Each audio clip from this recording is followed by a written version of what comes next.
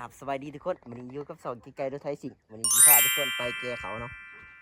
ตอนนี้กำลังจะลงไปเดี๋ยวไปติดรถก่อนจับกล่องคนนี้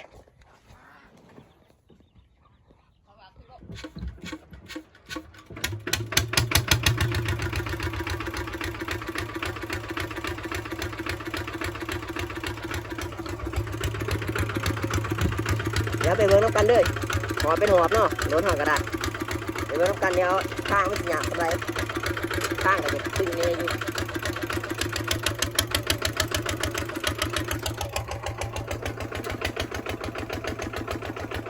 มันจะนะ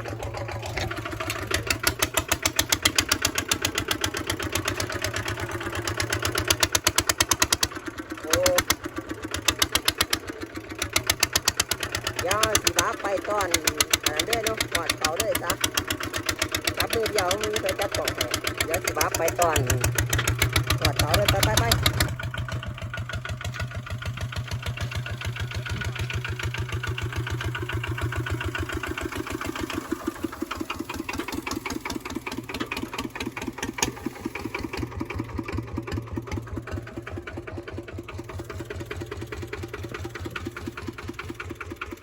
ตอนนั้นเพื่อนกะเกี่ยวเขาแดงเนาะ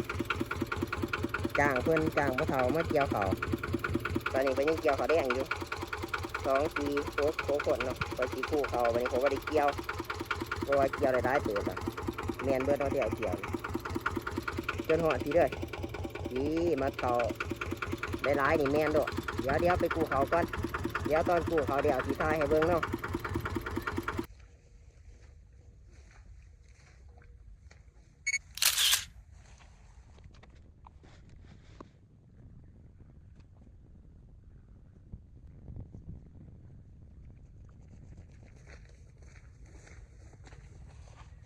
อันตรายแล้วทุกคนตอนนี้ยังกู้มาทันเดียวเนาะกำลังได้เที่ยวนึงเดี๋ยวไปเบิ่งน้ำกัน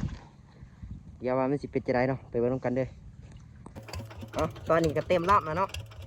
ใส่เต็มแล้วตอนนี้เดี๋ยวไปเบิ่งน้ำกันเด้อว่าสิไปหลอดหรือสิบ่หลอดเนาะตอนนี้ก็หอบเป็นหอบเดี๋ยวไปเบิ่งน้ำกันเดี๋ยวให้คุณหนูจับกล่องให้ไปเบิ่งน้ำกันเด้อ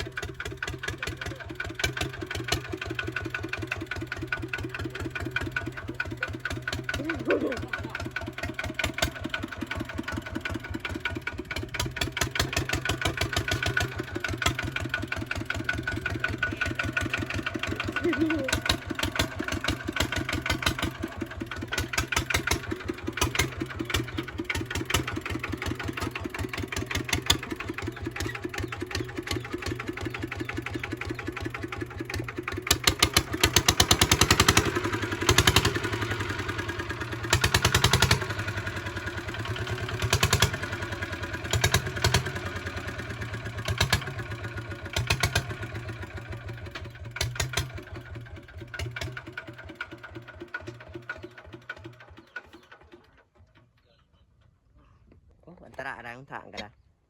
เกินมันจะเกินวันหัวล้านผัดหยาเนาะ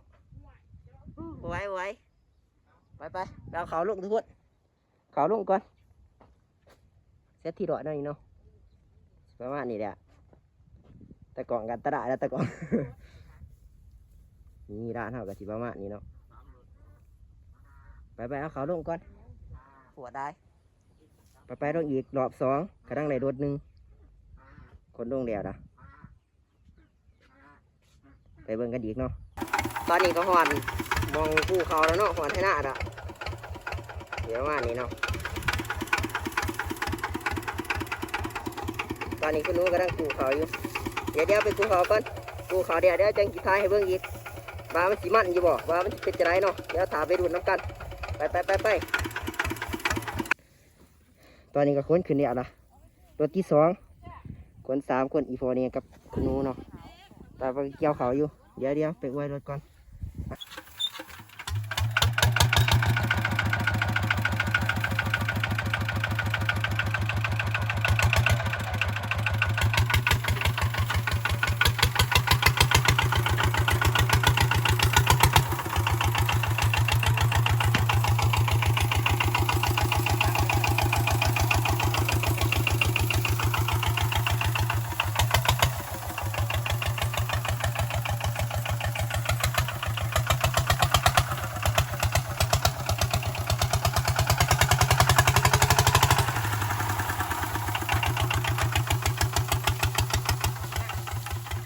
คุณนู้จะไปเกี่ยวเขาเนาะเดี๋ยวเขาที่เองก็ได้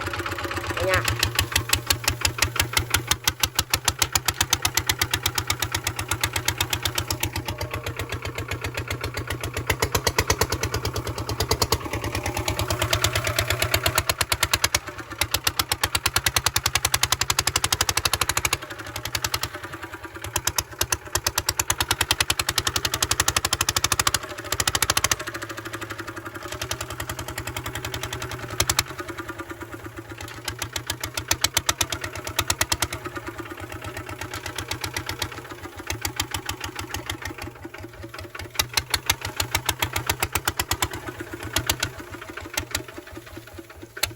กิ่งเกิน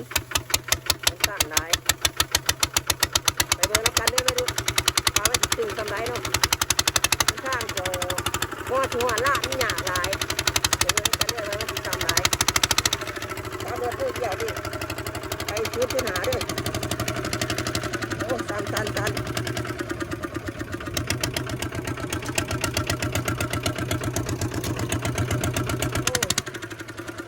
โอ้รถกระลันเป็นลัน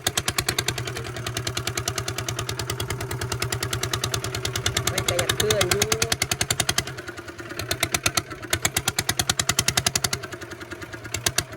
ย่ามขาวพัฒนามันเมียงหลายบ่ได้พัฒนาบ่ได้พูดตั้งแต่แถวเพียงเนาะ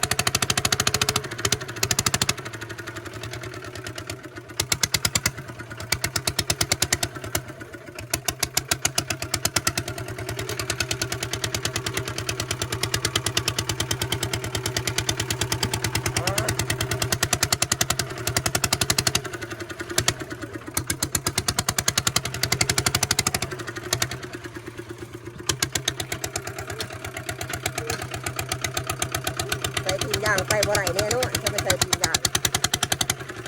มันลมหลาย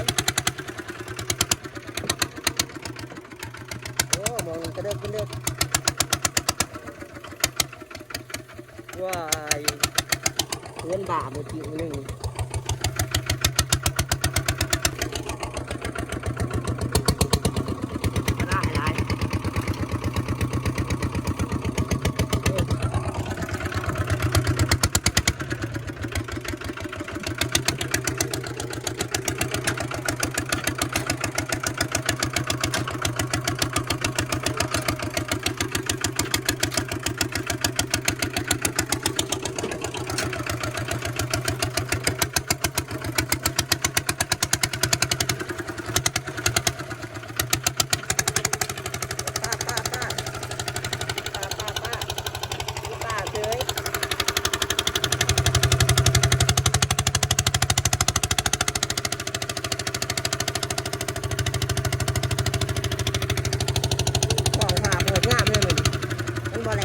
อ้มันบ่แดดเนาะบ่พิษมันบ่อันนั้นมีฝนเนาะกองฟ้าสวยงามเลยเบาก็จนบ่ถือละจะได้หลาย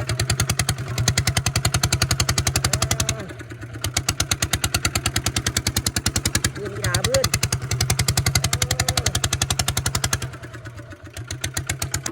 ก็ตอนนี้มันเลิกร้ายแล้วมองเลยเลิกแห้งเดี๋ยวเอาใหม่มาใส่เนาะพอเอาใหม่มาใส่เราไปเบิ่งกันว่ามันสิขึ้นหรือบ่มองนี้มันเลิกแห้งมันจะหอดดินหลาบตัวมองเลิกอีหลีเบื่อดีเบื้องหน้าก็มาขวดอยู่นี้บัดประมาณนี้แหละเกินไปเราไปเบิ่งกันเด้อ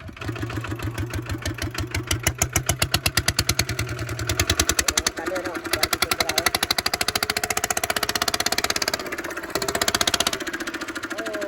ไปได้เฉยเพราะว่าเอาใหม่มาห่วงก็สิโบมาห่วงเนาะ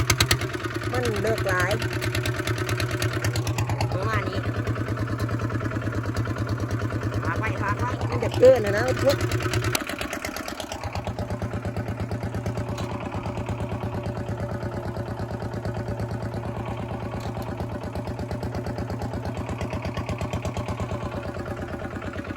ว่าเราวะก็ดีเนาะ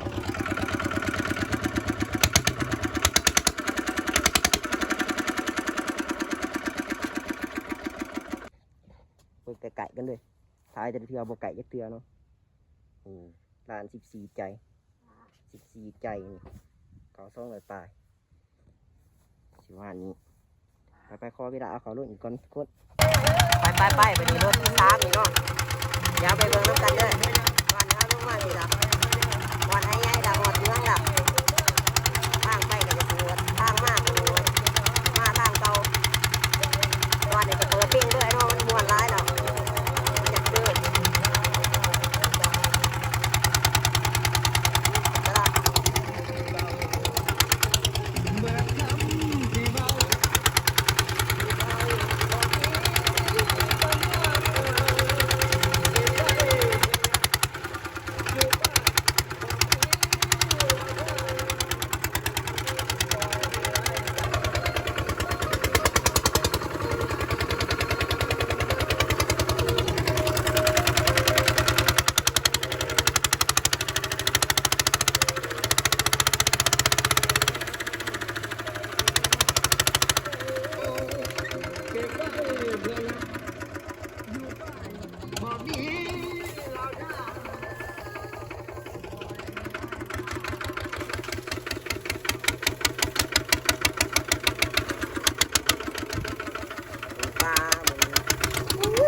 เย็นก็จะเป็นหญ้าทุกคนมีแต่หญ้าหน้าก็ได้พวกนี้เขาหรอก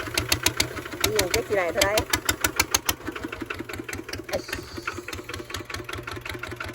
เดี๋ยวไปค้นเขาก่อนมาดิกลับเมื่อยิงทรายให้เบิ่งไหมแมนเบิร์ดต้องถึงเขาตัวเกี่ยวเดี๋ยวแมนเบิร์ดจะกี่ไรจะรวดหนึ่งตอนนี้ก็ต้องใน3 รวดเดี๋ยวตีรวดเท่าตอนขึ้นตอนเที่ยงเนาะเอาขึ้นไปด้วยบริทายให้เบิ่งเดี๋ยวไปกินเขาก่อนตอนนี้กันฝนเต็มแล้วเนาะเต็มเลยไอ้พ่อครับคือนี่เขาจะเป็นมือกล่องให้เห็นมือกล่องซื้อซักเอาสิมันบรรยากาศดีแฮะตัวของฟ้าได้ก็แจงเลยบ่มีฝนเหมือนสบายฝนเขาใหญ่คือสิประมาณรถ1 2 รถนี่คือสิเบิดตอนนี้เป็นครับเขาเป็นมือกล่องให้เป็นเรื่อยเขาก็เต็มรถชัดเป็นยัดหน่อยเนาะไปเบิ่งน้ำกันไปดูว่ามันจะเป็นอะไรเนาะไปเบิ่งน้ำกันได้ทุกคนจะไปดูจะทุกคนไปตามกันไปตามนี่แหละเนาะ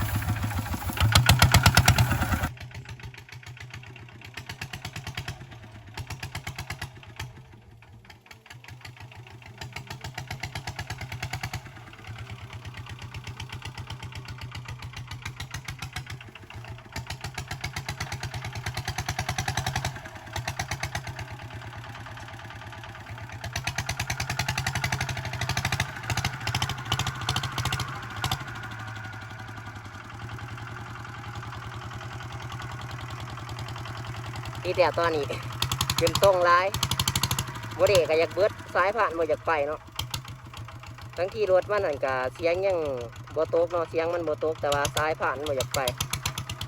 มันอันนั้นบ่ได้เบิดหลองล่ะไว้ใส่บ่ได้ซีแกเขาบ่ได้หาเครื่องบ่ได้มันอยากเกินไปอยู่ตอนนี้ก็มาแล้วเนาะ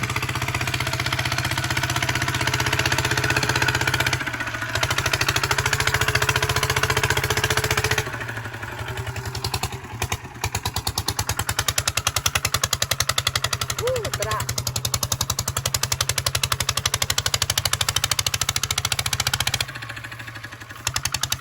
ตายแล้วซะ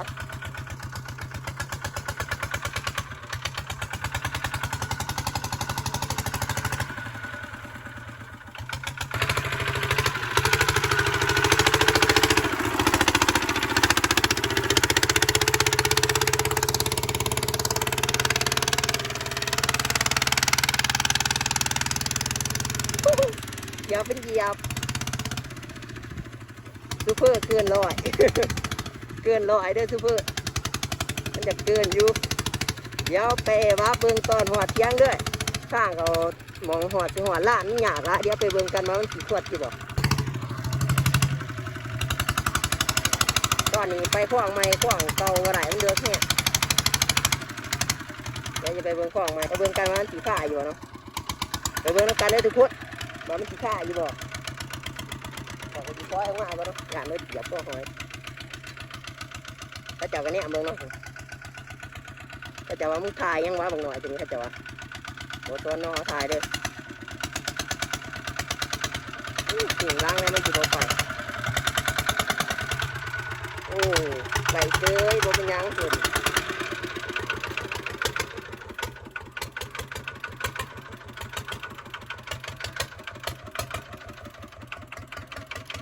เอ๊ะ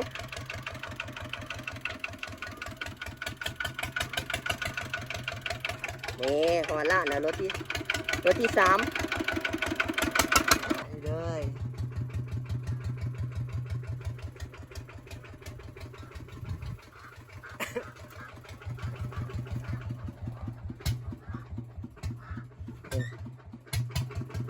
อีกน้อยหนึงพ่อหอล้านแล้ววันนี้เอาเขาลงอีกก่อนนี่ตอนนี้ก็เป็นรถที่หาแล้วตอนนี้เขาลงมาหอดให้หน้าแล้วเขามาได้ถ่ายให้เบิ่งเนาะนี่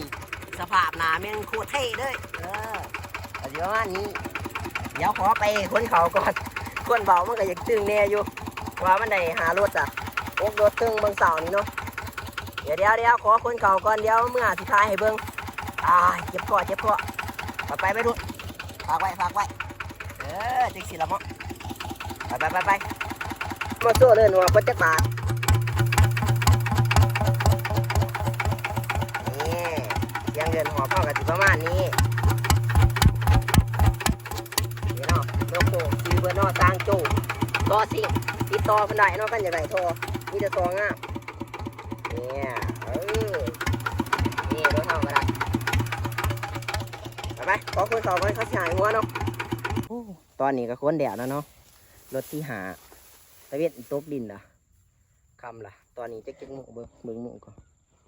เก็บมุ้งวะเบิ้งมุ้งบ่ได้ประมาณหามุ้งเนาะ6 มุ้งนี่คุณนี้สูตรนี้ใส่เต็มแห้งสูตรนี้ยัดเป็นยัด อันตรายนี่ใส่ทั้งหลังพอใส่ทั้งหลังสีเลยแต่คุณนู้นถือกล่องให้สภาพหนาสิประมาณนี้เด้อแรงเบิดเดี๋ยวไปเบิ้งน้ำกันถือกล่องให้เนี่ย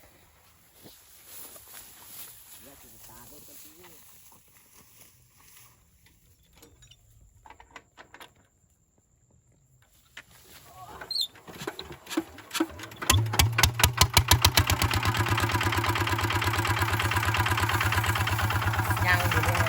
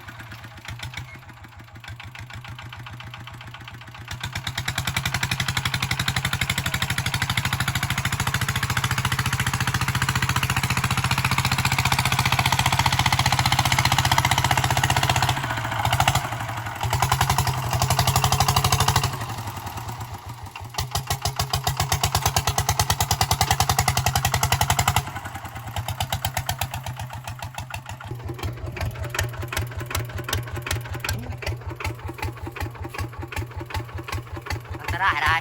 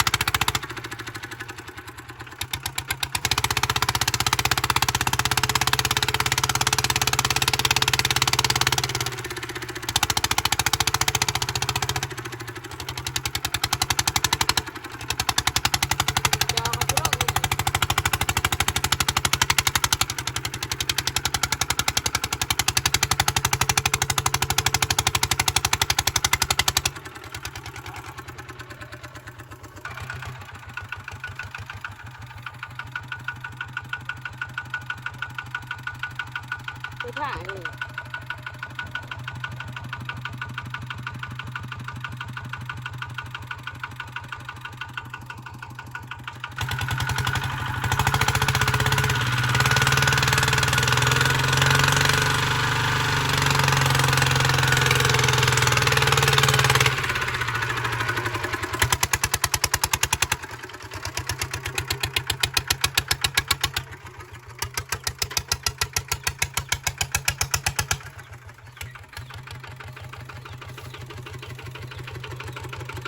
มันดึกไรอยู่นี่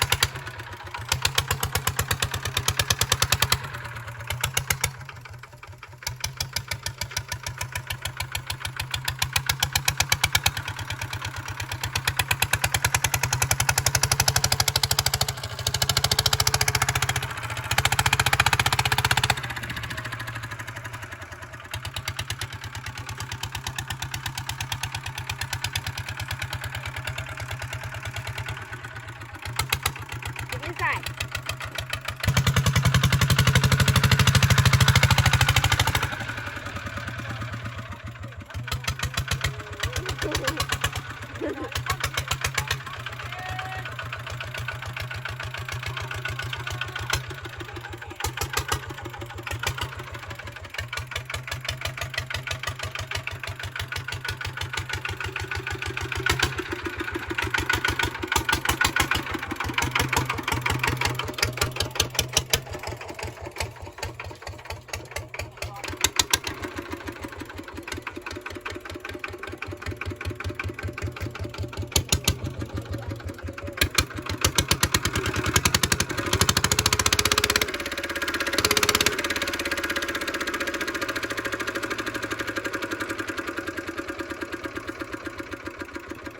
ตราย